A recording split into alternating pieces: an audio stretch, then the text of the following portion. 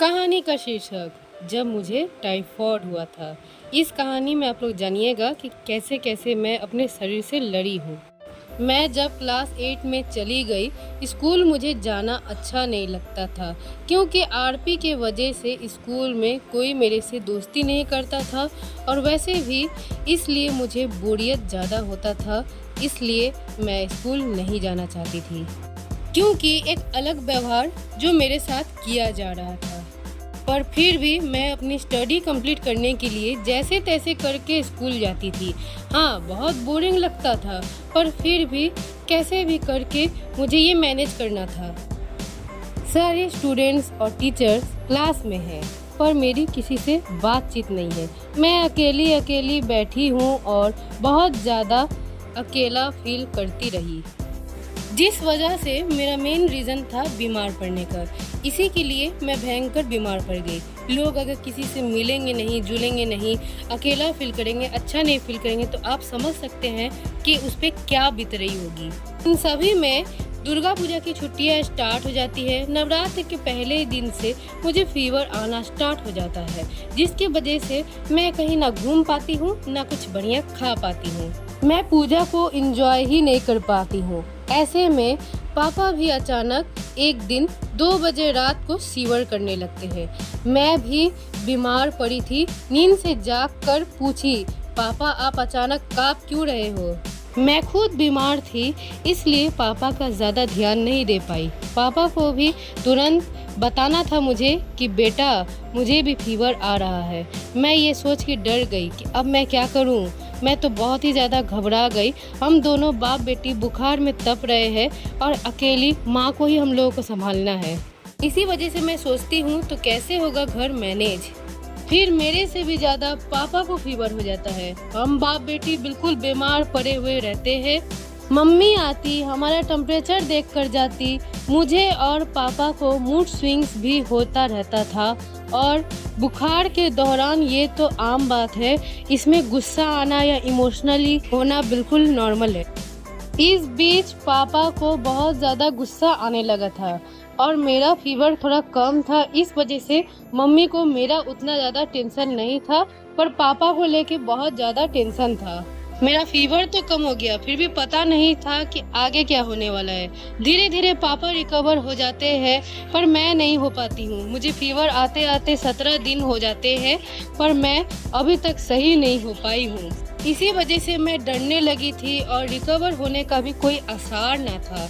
1 महीना बीत गया और इस बात को लेकर मेरी मम्मी को अब काफ़ी ज़्यादा टेंशन होने लगा था कि मुझे हो क्या गया है, फीवर क्यों नहीं ठीक हो रहा है।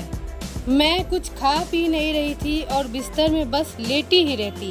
पापा को गुस्सा आता तो कह देते कि स्कूल क्यों नहीं जा रही है, होमवर्क क्यों नहीं हो रहा है।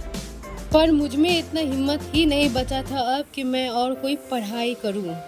मम्मी ने पापा से बात किया। पापा ने कहा वो नाटक कर रही है, उसे डॉक्टर दिखाने की कोई ज़रूरत नहीं है, स्कूल ना जाना पड़े इसलिए वो ऐसा कर रही है।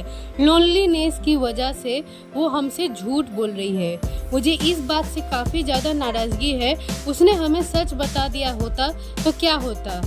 यह बात सुनकर मम्मी बोली, वो झूठ नहीं बोल रही, वो सच में बीमार है। मैंने उसे कई बार चेक किया है, उसकी टेम्परेचर भी नॉर्मल नहीं है और साथ ही साथ वो ना कुछ खा रही है ना कुछ पी रही है, बस बिस्तर पे लेटी ही रहती है। पापा तब मान जाते हैं, कहते हैं कि एक बार उसे डॉक्टर को दिखा देते हैं, चेक कर लेते हैं कि उसे हुआ क्या है और मैं भी साथ में चलूँगा। ये सुनकर मैं तो खुश हो गई कि अब मैं ठीक हो जाऊंगी। मुझे पता है कि मैं इतनी आसानी से ठीक नहीं होने वाली क्योंकि मुझे इम्यूनो प्रॉब्लम है। मेरी इम्यून सिस्टम हद से ज़्यादा वीक है। सुबह ही मम्मा डॉक्टर से अपॉइंटमेंट ले लेती है क्योंकि शाम को हमें जाना होता है। पापा ऑफिस से घर आते ही मुझे वहाँ पे ले जाते हैं। मम्मी को भी लेकर मैं हॉस्पिटल पहुँच जाती हूँ। वो इसलिए क्योंकि मेरे मम्मी पापा को बहुत ज़्यादा टेंशन था कि मुझे कोई प्रॉब्लम तो ज़रूर हो गई है बड़ी वाली, इसलिए वो दोनों मेरे साथ गए थे। वरना मैं तो सिर्फ मम्मी के साथ ही जाने वाली थी। पापा ने कहा कि नहीं, मैं ऑफिस से जल्दी घर आ जाता हूँ ताकि मुझे ही पता चले कि डॉक्टर ने उसके लिए क्या बताया है। मम्मी पापा मेरे लिए बहुत ज़्यादा मेहनत कर रहे होते हैं क्योंकि वो लोग शुरू से ही परेशान थे मेरे बुखार से। वो लोग यही सोचते रह गए कि मुझ में क्या कमी है, मेरे को ऐसे क्यों होता है। डॉक्टर के पास जाने के बाद मुझे सबसे पहले तो कुछ दवाइयाँ दी गई जिसे मुझे ट्राई करके 1 महीने में रिपोर्ट करना था कि अब मेरी तबीयत कैसी है। मम्मा मेरे लिए बहुत सारी दवाइयाँ और बहुत अच्छे से खान पान का ध्यान रखने लगी। स्कूल से आते ही वो मुझे टाइम पर खिलाकर दवा सारे खिला देती। कुछ दिन तो मुझे आराम था पर उसके बाद मुझे कोई आराम ही नहीं, वापस से मेरी तबीयत वैसी ही हो जाती है।